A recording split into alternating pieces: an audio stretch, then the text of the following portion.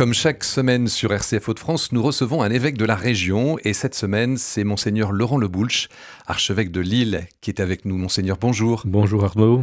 Dans cette émission, nous parlerons bien sûr de l'actualité du diocèse, des nominations que vous venez d'annoncer. Mais avant cela, j'aimerais revenir avec vous sur le voyage du pape en Afrique. Léon XIV a achevé hier un déplacement de 10 jours sur le continent africain. Il s'est rendu en Algérie, au Cameroun, en Angola et en Guinée équatoriale. Un voyage très suivi, très commenté et parfois même surprenant par la force de ses paroles. Qu'est-ce que vous retenez de ce déplacement ? Je trouve que c'est un très beau déplacement où le pape, dont on disait, surtout dans les médias, moi je n'ai pas jamais trop à dire à cela, qu'il était trop discret, que sa parole était peu audible. Et bien là, il a révélé à quel point sa parole est profonde, libre, la grande liberté, hein, et je pense, témoignant qu'il est habité par une très grande force intérieure. Donc j'étais très, très séduit par le pape, très impressionné, comme beaucoup de monde, parce que beaucoup de commentateurs vont dans ce sens, n'ayant pas peur de traiter des questions brûlantes, c'est-à-dire qu'il ne fuit pas les questions qui touchent parfois à des questions politiques difficiles, hein, la corruption, la migration, la force de la jeunesse. Je trouve que c'est un pape qui, dans la situation politique dans laquelle nous sommes, où il y a beaucoup de propos un peu rapides, qui tournent dans un sens et dans l'autre, qui nous perdent un petit peu, voilà. Je pense que sa parole devient une référence. Elle devient une référence par son propre message, par sa manière de le dire, avec ce caractère très posé, très pacifiant, par sa profondeur et sa liberté. Donc je pense que cette parole fait du bien à beaucoup, beaucoup de monde, que beaucoup s'y retrouvent, et qu'elle est une très belle manière d'annoncer l'évangile aujourd'hui. Léon XIV a dit qu'il venait en Afrique avant tout en tant que pasteur pour être aux côtés des catholiques africains, les encourager et les accompagner. En choisissant justement l'Afrique pour l'un de ses tout premiers grands voyages, est-ce qu'il ne dit pas aussi que ce continent est déjà une priorité de son pontificat ? Peut-être, je pense que c'est lié aussi à sa propre spiritualité. C'est d'abord le pays de Saint-Augustin, dont on sent qu'il est extrêmement pétri. Enfin, il n'est pas un message qui ne fasse pas penser à Saint-Augustin. Donc je pense que c'est l'un des éléments, mais celui-ci, c'est le continent de l'avenir, puisque c'est là où la jeunesse est la plus importante. Elle le sera d'autant plus dans les années qui viennent. C'est le continent à la fois tellement attachant et plein de défis, qui appelle aussi toute l'humanité et tous les autres continents à faire preuve de solidarité. Donc je pense que tous ces pays qu'il a visités sont comme un appel à une prise de conscience qui concerne pas simplement l'Afrique, mais qui concerne tous les pays du monde, et tous les baptisés et les disciples de Jésus. Parce que ce qui est frappant, c'est que ce pape conjugue avec beaucoup de talent la profondeur spirituelle, la référence centrale au Christ, et un message universel. Justement, qu'est-ce que l'Église d'Afrique, qui représente aujourd'hui 20% des catholiques dans le monde, peut nous apprendre ? Elle nous apprend une certaine spontanéité de la foi, une certaine joie de croire, une espèce d'enthousiasme dans la foi. Elle nous apprend, cette chaleur, cette fraternité. Je pense que c'est le pays qui nous apprend aussi la fraternité et en même temps le courage, parce que les évêques d'Afrique en général sont quand même immergés dans la pâte un peu du monde. Ils n'ont pas peur de prendre des positions souvent courageuses, mettant en cause, par exemple, la corruption, qui est quand même un phénomène très, très, très inquiétant là-bas, et c'est une voie morale, en fait, qu'il propose à tous. Donc je trouve que, oui, alors chaque continent a aussi sa couleur, et on ne va pas demander aux églises de l'île de ressembler aux églises africaines. Mais il n'empêche qu'il y a là, je pense, une belle richesse à partager, et puis, oui, sûrement des invitations pour nous à être peut-être plus enracinés, ne pas craindre une parole libre et profonde. Justement, vous parlez de la corruption. Le pape a parlé devant des régimes installés depuis longtemps, en dénonçant cette corruption, les abus de pouvoir, la tyrannie, et en appelant à des politiques centrées sur le bien commun. Est-ce qu'on découvre là un pape plus frontal, plus exigeant, plus politique peut-être ? Je ne sais pas si on peut dire les choses comme ça. Je pense que c'est un pape qui a une vive conscience de ce que l'Évangile peut porter. Et ça, je trouve que son message premier, c'est celui-là. N'ayez pas peur d'incarner l'Évangile. Et ne doutez pas que l'Évangile est une ressource pour le bien commun de l'humanité. Non pas qu'il invite l'Église à prendre le pouvoir, c'est pas du tout ça. Il prend beaucoup de distance, il l'a répété aussi dans ce voyage, distance avec les utilisations néfastes du religieux, l'instrumentalisation de Dieu en politique. Il est très à distance de ça, il le conteste, mais il affirme avec force que l'Évangile est une ressource pour aider les personnes, les sociétés, les communautés à proposer des politiques sur des bases de justice, de paix et de miséricorde. Et je trouve que ce message, qui pour certains peut paraître un petit peu idéaliste, utopique, loin du réel, prouve au contraire qu'il est attendu par les gens et qu'on a besoin de ce réalisme-là, aujourd'hui. Mais justement, il a appelé à une paix désarmée et désarmante. Il y revient beaucoup, c'est une expression qu'il utilise souvent. Qui est venu, le mot paix, justement, certains journalistes ont compté, il serait revenu 100 fois pendant tout ce voyage. Il dit en somme que la paix ne se résume pas à l'absence de guerre, elle suppose aussi justice, réconciliation, vérité et confiance. Et il est allé très loin de la demande de pardon, invitant en Algérie notamment à ne pas craindre de passer par l'expérience du pardon. Donc c'est un message extrêmement fort, extrêmement exigeant, de très haute tenue. Après, il faut trouver le chemin pour nous y conduire. Mais ça, ce sera le boulot des églises locales et des évêques, d'imaginer des chemins concrets pour aller vers là. À l'université catholique de Yaoundé au Cameroun, il a lancé « Aucune société ne peut prospérer si elle ne repose pas sur des consciences droites, éduquées à la vérité ». Est-ce que Léon XIV nous dit que la crise de nos sociétés est d'abord une crise morale avant même d'être politique de fait, économique? Je pense que c'était aussi déjà les propos du pape François et de Benoît XVI et de Jean-Paul II. Enfin, là, il y a une constante dans la papauté qui est très nette, où la crise que nous avons est avant tout une crise spirituelle, qui touche à la morale, qui touche au sens du bien commun, à une espèce de lutte contre un orgueil démesuré qui nous emporte dans des décisions catastrophiques. Je pense que c'est clair que le message de ces papes, il ne se contente pas de décrire les choses, il essaye d'aller à la source. Et la source, la racine un peu de ces mots, elle est d'ordre spirituel. C'est en quoi ce sont des discours qui demeurent très religieux et qui ne sont pas des discours de pure politique, ou encore moins de politiciens. Cette semaine marquait le premier anniversaire de la mort du pape François. Oui. Un an après, que reste-t-il vraiment de son pontificat ? Il reste beaucoup de choses. La liberté d'une parole, le courage de certains mots, et puis, je dirais, cette méfiance qu'il avait sur une forme de mondanisation de l'Église. Ça reste quand même très fort, l'invitation à l'Église de garder sa liberté évangélique, quoi qu'il en coûte, et de façon très, très profonde. Évidemment, l'engagement pour les plus pauvres et les plus démunis, pour la planète. Enfin, Laudato Si et Fratelli Tutti sont quand même des textes majeurs. Et puis, d'un point de vue plus pastoral, je pense que Evangelii Gaudium, qui est sa première exhortation apostolique, est pleinement d'actualité. En tout cas, pour moi, elle est toujours un outil que j'utilise, auquel je puise pour conduire notre diocèse.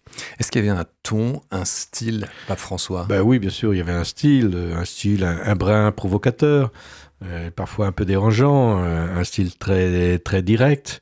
Enfin, un homme qui incarnait une liberté dont on ne savait jamais par avance où elle allait le conduire. Donc, de fait, il y a ce style-là, le style du pape Léon, quoique je n'aime pas trop les comparaisons, et bien sûr, les personnalités ne sont pas du tout les mêmes.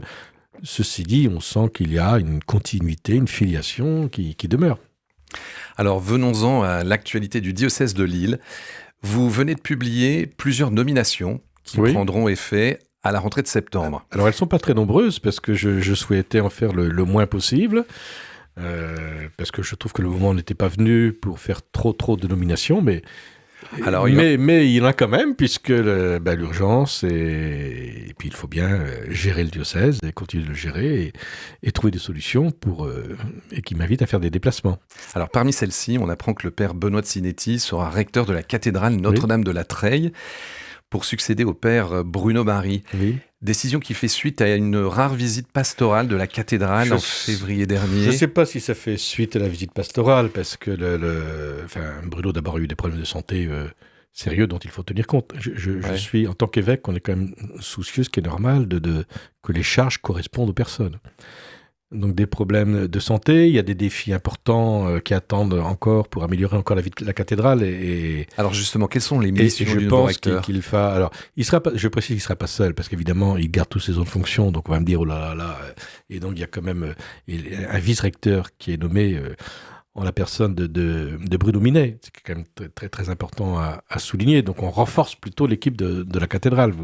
Parce que la cathédrale, et je me rends compte, je ne m'en suis peut-être pas rendu compte dès le début, maintenant je me rends compte à quel point elle est appelée à incarner une forme du rayonnement spirituel du diocèse, de l'église de Lille. Voilà, c'est à la fois la cathédrale, c'est le lieu de l'évêque et c'est le lieu du diocèse. Donc où doit s'exprimer les orientations, les points d'attention d'un évêque, mais aussi où doit s'exprimer au mieux la mission et la communion de toute l'église diocésaine. Donc le but, c'est vraiment de continuer dans cette dynamique-là, qui est déjà bien commencée. Et puis, bon, il y a pas mal de choses à remettre en place, ce qui est normal, hein, dans toute... Et donc la visite pastorale, elle a permis essentiellement de pointer des points d'amélioration sensibles qu'il faudrait mettre en place. Alors, parmi les nominations, il y a des changements qui concernent le père Christophe Dansette. Oui, alors c'est pas un mince changement, parce que là, c'est quand même très important, puisque le père Christophe Dansette est nommé à 20% de son temps au service national de la pastorale des jeunes et des vocations, qui depuis quelques années cherchait quelqu'un. Et je me suis dit que on ne peut pas, chaque évêque est solidaire des autres églises, et notamment du collège épiscopal en France, que je ne pouvais pas me désintéresser de cette question, et que la richesse d'expérience de Christophe, son dynamisme, son inventivité, allait rendre grand service à l'église en France.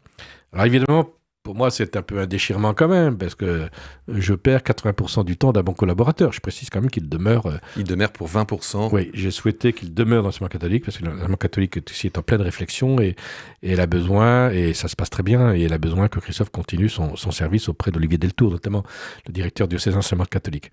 Donc c'est une nomination très importante, oui. Le père Charles-Marie Rigaille, qui rejoint donc comme le conseil épiscopal. Le conseil épiscopal, j'ai appelé Charles-Marie à le rejoindre. Ils se connaissent bien tous les deux, hein, mais Charles-Marie, que j'apprécie d'abord, c'est quelqu'un de relativement jeune, et on a besoin d'avoir toutes les générations dans un conseil épiscopal, et puis qui incarne une belle expérience et un bon sens pastoral. Donc je suis très, très heureux qu'il rejoigne notre équipe.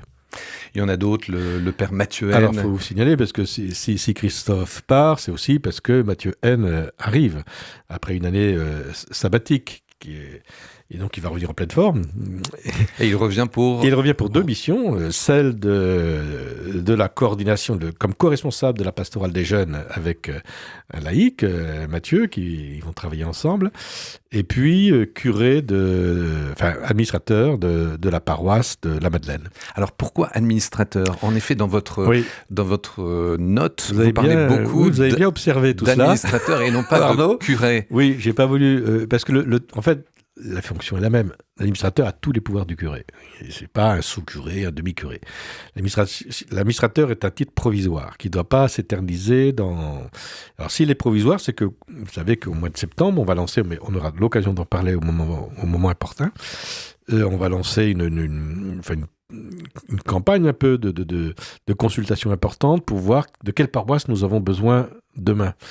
Et donc, il y aura au bout de cette consultation, il y aura des changements ou pas, je ne sais pas, on va bien voir, mais il risque d'avoir des évolutions, et je n'ai pas voulu, du coup, enfermer ces prêtres dans un territoire, et donc les mettre plutôt dans une phase un peu provisoire. Ce mois-ci s'est tenu un conseil diocésain de pastoral. Concrètement, qu'est-ce que c'est ? C'est très important pour moi. Et d'abord, c'est canonique. Donc, et ça a été rappelé par le synode sur la synodalité, qui a même demandé ce que dans tous les diocèses soient mis en place ces conseils pastoraux, diocésains de pastoral. C'est un conseil qui rassemble tous les statuts de l'Église. C'est-à-dire, il y a des prêtres, il y a des diacres, il y a des religieux consacrés, et en beaucoup plus grand nombre, bien sûr, des laïcs investis, des laïcs en mission ecclésiale aussi, un groupe d'une 60aine de personnes, Alors, on oscille, il y a 80, mais enfin bon, il y a toujours un volant de gens qui peuvent être là ou pas. Un groupe extrêmement vivant, très brassé. Je suis très content de la manière dont on a vraiment mélangé les sensibilités, les générations. Il est plutôt jeune, mais on a quand même mélangé les générations, les sexes évidemment, les statuts sociaux. C'est très, très... Et du coup... Qu'est-ce qu'on y fait? Est-ce qu'on décide? Est-ce qu'on on y fait le travail de discerne? discernement. Pour moi, un conseil est une aide, un soutien au discernement de l'évêque. Et j'ai remarqué que... On a eu 2 jours, hein, j'ai remarqué à quel point les personnes qui ont été appelées, même si certaines doutaient un peu du bien fondé de la chose, se sont pris au jeu et ont pris au sérieux cette mission d'éclairer l'évêque sur des grandes questions du diocèse. Alors, quelles sont les grandes questions, justement, alors, les questions qui ont été traitées la dernière fois, et je suis vraiment frappé de la manière dont ici sont attelés, avec beaucoup de conscience, beaucoup de créativité, beaucoup d'imagination, dans un climat extrêmement détendu et fraternel. Hein. C'est pas prise de tête, mais c'est sérieux, tout en se prenant pas au sérieux, avec un temps spirituel qui accompagne tout ça, avec un bureau très sympathique et très engagé et très créatif, qui, au fait, renouvelle aussi nos pédagogies, parce que parfois, on est dans des pédagogies un peu lourdes, qui sont un peu usantes. Là, on a des pédagogies très dynamiques qui permettent à chacun de participer de la façon la plus heureuse. Donc, je suis très, très content de ce qui s'est passé. Les sujets s'étaient présentés en avant-première, l'enquête, vous savez, la photographie ecclésiale. Bon, on y reviendra, parce que je vais la présenter un petit peu aux acteurs pastoraux avant qu'elle soit présentée ici à RCF, avec le père Remal qui viendra, je suppose, la présenter. Il y a un très beau document, un document très riche qui dit beaucoup des attentes, un peu du profil des catholiques aujourd'hui, ou de ceux qui sont en recherche, ou de ceux qui sont en attente de l'Église, qui dit beaucoup aussi de la particularité de chaque territoire. Et là, je prends d'autant plus conscience qu'on ne peut pas construire l'Église tout à fait de la même manière, même s'il y a une communion diocésaine à Dunkerque et à Lille, par exemple, enfin bon, dans les Flandres ou dans la Pévèle, etc., etc. Et donc, ça a été la première partie. Une deuxième partie sur une réflexion sur la proximité et la communion, parce que ça va être un des défis de la consultation qui va venir. Comment aider l'Église pour qu'elle soit la plus dynamique possible, la plus en phase avec le questionnement spirituel et contemporain. Comment l'aider à prendre soin de la proximité et comment l'aider en même temps à ce que sa communion soit la plus forte, notamment dans l'Eucharistique, qui est le lieu de la communion le plus expressif dans l'Église. Donc cette question-là, donc c'était un appel à idées, etc. Et puis 3 autres sujets qu'on a vécu en World Café, qu'on a traduit d'ailleurs en apéro du Nord, vous voyez, pour inculturer la chose, avec trois défis. Celui des acteurs, celui de quelle paroisse demain, qu'est-ce qu'on attend des paroisses demain, quelle mission des paroisses, des idées, et puis une troisième, donc des acteurs, et puis sur comment accompagner cette démarche de façon spirituelle et avec la formation. L'un des points majeurs qui est revenu de façon constante partout, de façon très insistante, c'est l'accueil. Il est clair que là, nous avons encore des progrès à faire, que l'hospitalité est un sujet majeur, avec y compris l'aspect diaconal, c'est-à-dire la participation des chrétiens à la gouvernance, à la création ou alors à l'encouragement pour un monde plus fraternel et juste. Ces 2 dimensions-là sont venues de façon très forte. Ça correspond bien parce que c'était une des 2 orientations que j'avais indiquées à la messe chrismale. Et on aura l'occasion d'y revenir avec vous. Alors, le diocèse de Lille a publié un appel à témoignage après des signalements concernant des faits d'agression sexuelle mettant en cause l'abbé Jean-Marc Gendron, qui est décédé en 2019. Le diocèse précise que cet appel vise à recueillir la parole d'éventuelles victimes ou de témoins et indique que 7 victimes présumées se sont déjà manifestées auprès du diocèse ou de l'INIR, qui est l'instance nationale indépendante de reconnaissance et de réparation. Depuis donc cette publication, cet appel à témoignage, est-ce que vous avez reçu d'autres retours ou d'autres prises de parole ? Cet appel a pu surprendre quelques-uns et d'autres ont trouvé normal. Si je l'ai fait, c'est d'abord parce que des personnes victimes me l'ont demandé, parce qu'elles sont convaincues elles-mêmes que d'autres personnes ont pu être touchées par ce prêtre. Et qu'il était important de favoriser autant que possible leur prise de parole et leur signalement. C'est la raison majeure. Et donc depuis, alors je ne sais pas où on en est aujourd'hui, parce que les nouvelles que j'ai, c'est depuis 8-10 jours, il y a une personne nouvelle qui s'est présentée de fait, oui. Vous l'aviez rencontré, le père Jean Argendon? Non, vous je ne l'ai pas connaissiez? connu, Vous parce l'avez que pas connu. je suis arrivé là bien après. Comment on peut tenir justement cette exigence de vérité, l'écoute des victimes et le bouleversement que cela provoque dans l'Église? Il faut faire preuve de courage, parce que je pense que la quête de vérité, la recherche de vérité, la reconnaissance de la vérité fait partie de l'acte de l'Évangile. Et que j'y vois pas, voilà, voilà comment je dirais les choses. Monseigneur Le Boulch, plus de 21 000 catéchumènes ont reçu le baptême à Pâques cette année en France, soit une hausse de 20% par rapport à l'an dernier. Et dans le diocèse de Lille, la progression est elle aussi très nette, avec près de 300 baptêmes d'adultes, soit environ 4 fois plus qu'en 2022. Qu'est-ce que cela vous inspire? 400 confirmations d'adultes qui vont, et l'année prochaine, ça va augmenter. Non, je viens de lire toutes ces lettres. Pour moi, c'est à la fois beaucoup de temps passé, parce que c'est énormément de lettres, mais j'ai une grande joie à lire ces lettres parce que ça dit quelque chose du travail de l'Esprit Saint aujourd'hui de manière tout à fait surprenante, de toute façon inattendue, mais ça nous met aussi en responsabilité d'accompagner, de discerner l'appel de ces personnes et de les intégrer dans nos communautés, de se faire totalement hospitalier à elles. Il y a là une énergie qui est... Justement, est-ce que les paroisses sont prêtes aujourd'hui à accueillir ces catéchumènes? Je crois que toute la nouvelle réforme qu'on a faite sur le catéchuménat est en train de produire du fruit. Et j'ai beaucoup de reconnaissance de ce point de vue-là. Beaucoup de gens me disent merci pour ce que vous avez fait, parce qu'on sent que ça produit des choses.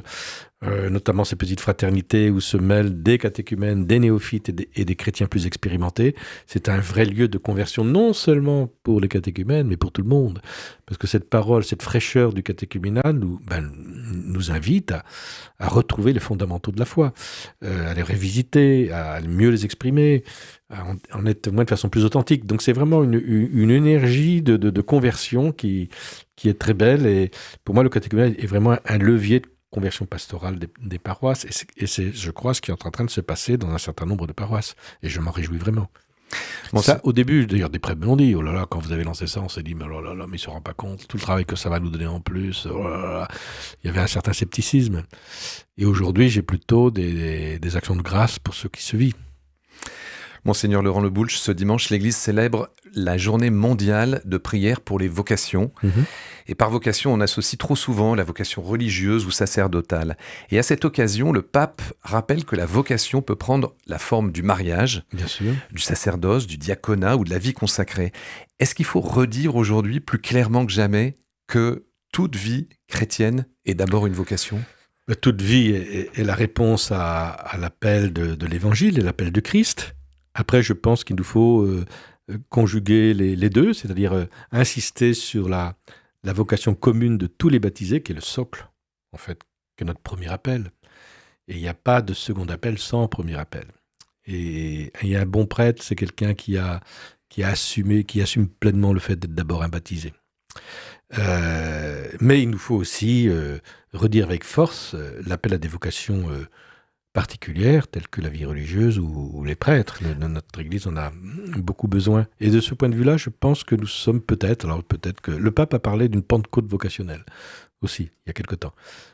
Et il me semble que dans l'univers dans lequel nous sommes, dans le questionnement d'aujourd'hui, la question vocationnelle reprend un peu vigueur dans le cœur de certaines personnes, et je m'en réjouis, parce que cette question, elle est normale pour un baptisé. Elle est normale. Et le problème n'est pas tant la question, le problème est la manière dont on accompagne des jeunes qui sont en questionnement. Et qu'ils ont besoin d'entendre que ce questionnement, il est normal. Il n'est pas forcément extraordinaire, complètement illuminé, tout ce que vous voulez. Et il fait partie d'une question qu'un baptisé peut légitimement tout à fait se poser.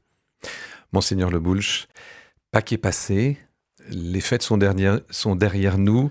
Comment faire pour que la joie pascale ne s'éteigne pas dans notre vie quotidienne ? Alors le cierge pascal est allumé dans les églises jusqu'à Pentecôte, donc il ne s'est pas encore éteint. Et donc il faut puiser à cette source. Et donc dimanche en dimanche, tous les textes de la liturgie nous ramènent encore dans la joie pascale. Et donc, si nous sommes présents dans l'Eucharistie du dimanche, c'est toujours la tonalité pascale qui se rappelle à nous. Après, il faut durer, parce que évidemment, le mystère pascal est au cœur de la vie chrétienne. C'est pas quelque chose d'à côté, c'est pas un accessoire, c'est quelque chose qui ne doit jamais nous quitter.